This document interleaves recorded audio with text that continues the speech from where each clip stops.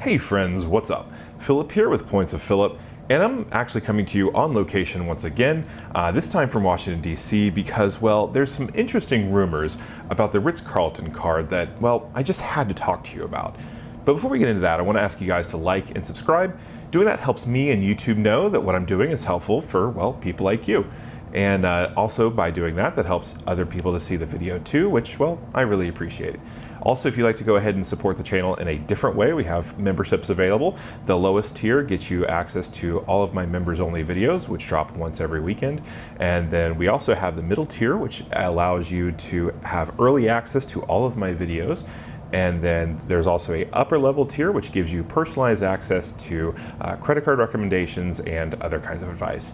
Anyway, now that that's out of the way, let's get into the Ritz-Carlton card and why some people are saying that the annual fee could be going to $695.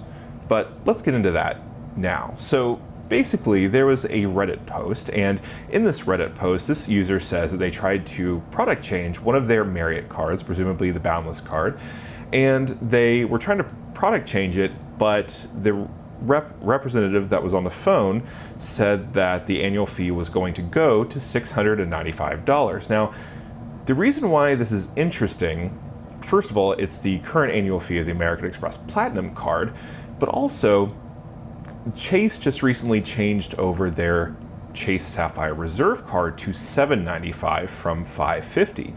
So they currently don't really have a premium travel card that is $695. So it's interesting that this number was issued or talked about on this Reddit, on a phone call with this Reddit user. So we don't really know any more of the specifics other than what was on the post. But what I decided to do is I actually called, so on the back of the number on, the back of this card, there's a special number that gives you direct access to the Chase Ritz-Carlton customer support line.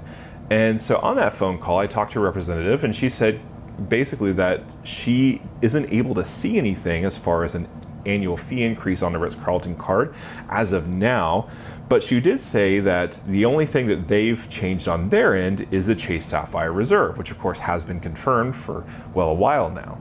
So basically it's unknown currently if this is happening. So there's some reports, and Chase representatives were able to confirm that's not currently the case, although that doesn't necessarily mean that it definitely doesn't dissuade the rumor, right? So it could still be true. It just maybe that rep doesn't know about it, or maybe the rep isn't supposed to tell other people about it until something is released. Now, here's the thing. I've done another video about the Ritz-Carlton card now that the Chase Sapphire Reserve has been updated. And honestly, if you're looking for someone who, if you're someone who has a family, you're trying to get lounge access for that family, this card is definitely quickly becoming one of the best value propositions.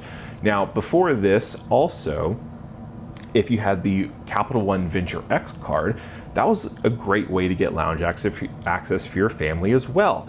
However, Capital One just recently announced that starting in January, essentially they'll be requiring you to pay $125 each year per authorized user that wants to have lounge access. So, it seems like a lot of these cards are trying to kind of narrow and kind of limit this authorized user kind of way to get into Priority Pass or other specialty lounges.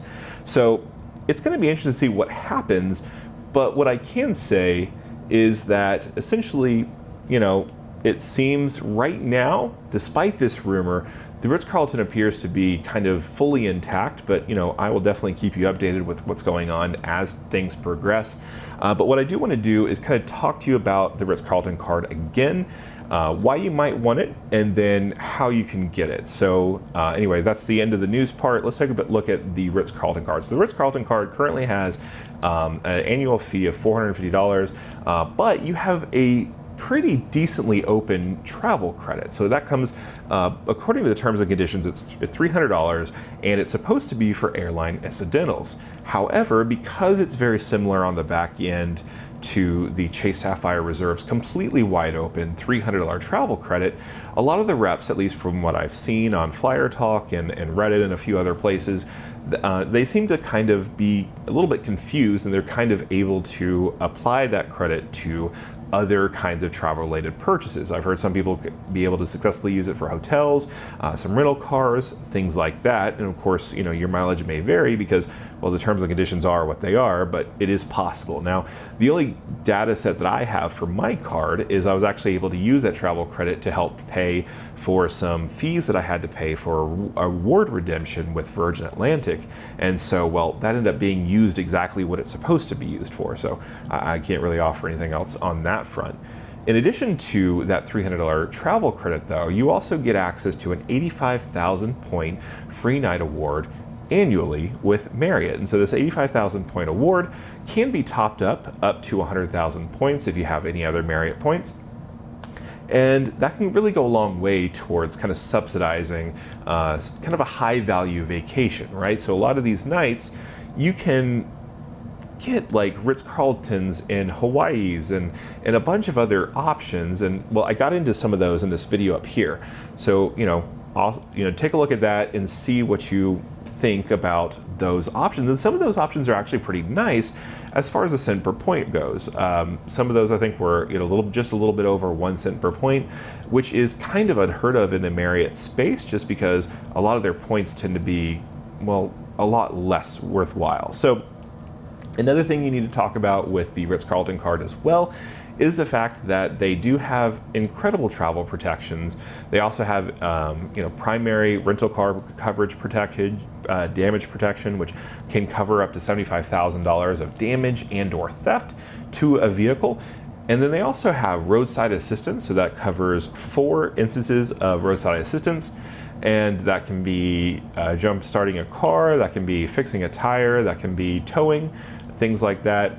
It's honestly really easy to use, at least the way that I've been able to use it. And so that's really a great benefit to having the card. In addition to that, they do have, the trip delay protections, the lost baggage protections. Basically, if you put any part of your award trip or, your actual trip on this card, you do have those kinds of insurances, which is kind of a big deal. And one of the other main reasons to have a premium travel card, because, if you're someone who's taken a look at pricing out some of this trip insurance, well, it can be kind of pricey, especially if you want to get into kind of this emergency evacuation stuff and things like that.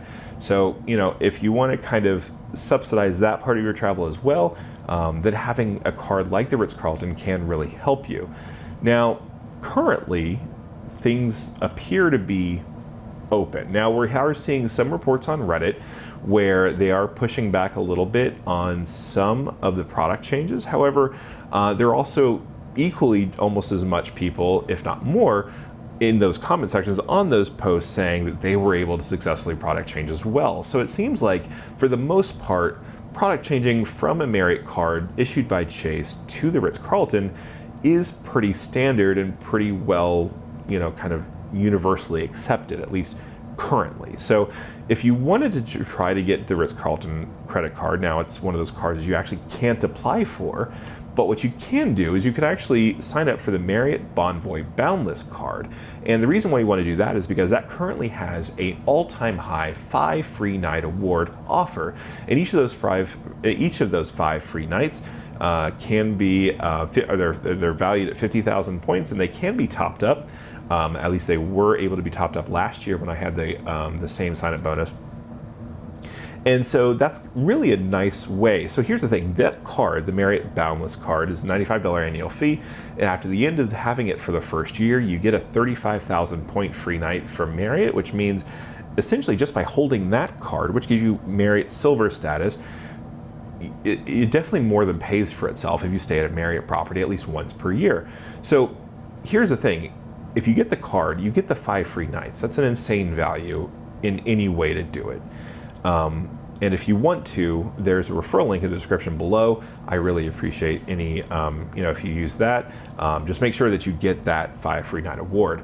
Now, so if you hold that card, you get the 5 free nights. That's a lot of value. And if it works with how you're traveling, that could be definitely worth doing. But anyway, in order to be able to product change to the Ritz-Carlton card, you have to have that Chase Marriott card for at least 1 year. And then you have to have at least a $10,000 credit limit on that card because, well, the Ritz-Carlton card is a Visa Infinite card. and that allows you to get all access to all those travel protections, those purchase protections. But anyway, in order to have access to that, you have to have $10,000 credit line.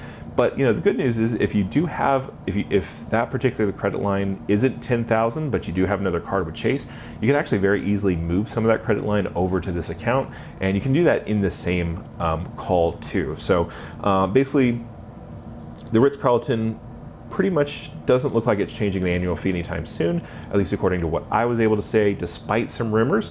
But it looks like there's still this all-time high offer for the Marriott Boundless card, and you can get that card, and then if you want to in a year, you can product change to the Ritz-Carlton card and become some of those black card elite people down the road. But anyway, thanks so much for joining me, and well, I hopefully won't be seeing you anymore on my vacation. I'll be able to continually drop my regularly scheduled videos, but if there's breaking news, I will definitely be here for you. Anyway, thanks so much. Bye.